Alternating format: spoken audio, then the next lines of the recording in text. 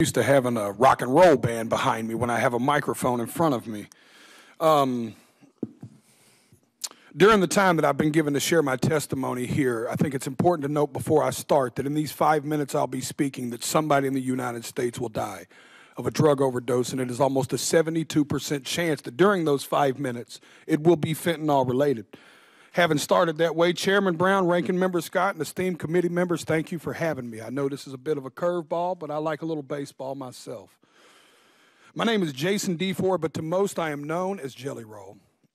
It is important to establish earlier that I am a musician and that I have no political alliance. I am neither Democrat nor Republican. In fact, because of my past, my right to vote has been restricted. Thus far, I have never paid attention to a political race in my life. Ironically, I think that makes me the perfect person to speak about this because fentanyl transcends partisanship and ideology, gentlemen and women. This is a totally different problem. And I was speaking outside to the media, and I gave them a statistic that said 190 people a day overdose and die every single day in the United States of America. That is about a 737 plane. That's what about a 737 aircraft can carry. Could you imagine the national media attention it would get if they were reporting that a plane was crashing every single day and killing 190 people? But because it's 190 drug addicts, we don't feel that way.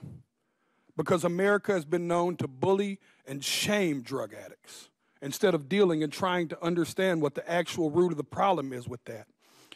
But the sad news is that that narrative is changing too, because the statistics say that in all likelihood, almost every person in this room has lost a friend, family member, or colleague to the disease known as addiction.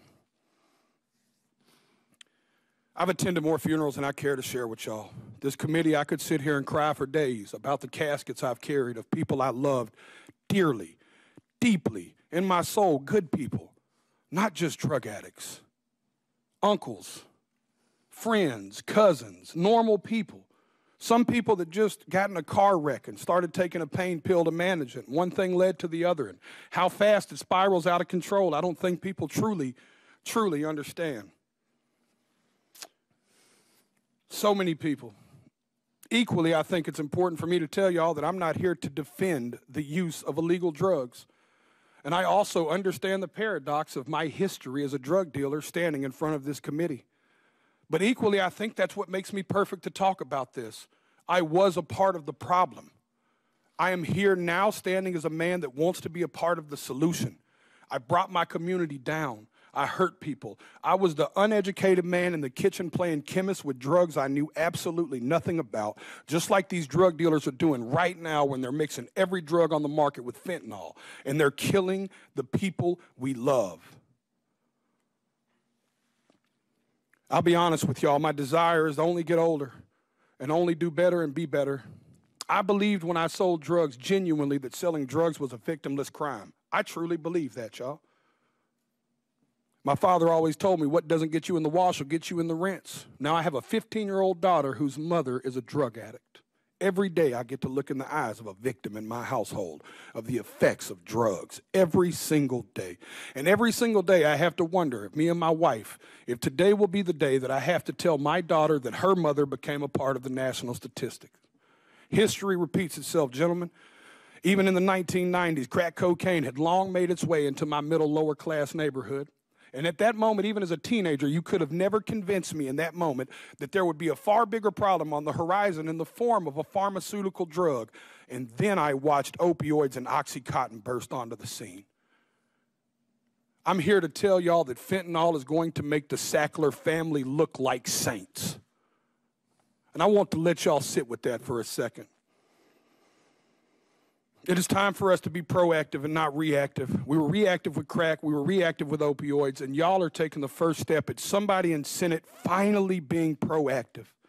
I truly believe in my heart that this bill will stop the supply and can help stop the supply of fentanyl. But in part of being proactive, gentlemen and women and ladies, I have to be frank and tell y'all that if we don't talk to the other side of Capitol Hill and stop the demand, we are going to spin our tires in the mud. Y'all are taking the first step, but I encourage you to take it outside of this room and you take it to your colleagues and your constituents and you give them the most that you can. I know I've got a few seconds here, and Senator Brown said I may or may not go over. All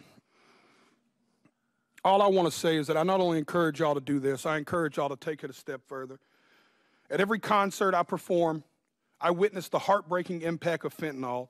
I see fans grappling with this tragedy in the form of music that they seek solace in music and hope that their experiences won't befall others. They crave reassurance. These are the people I'm here to speak for, y'all. These people crave reassurance that their elected officials actually care more about human life than they do about ideology and partisanship. I stand here as a regular member of society. I am a stupid songwriter, y'all, but I have firsthand witnessed this in a way most people have not. I encourage y'all to not only pass this bill, but I encourage you to bring it up where it matters, at the kitchen table.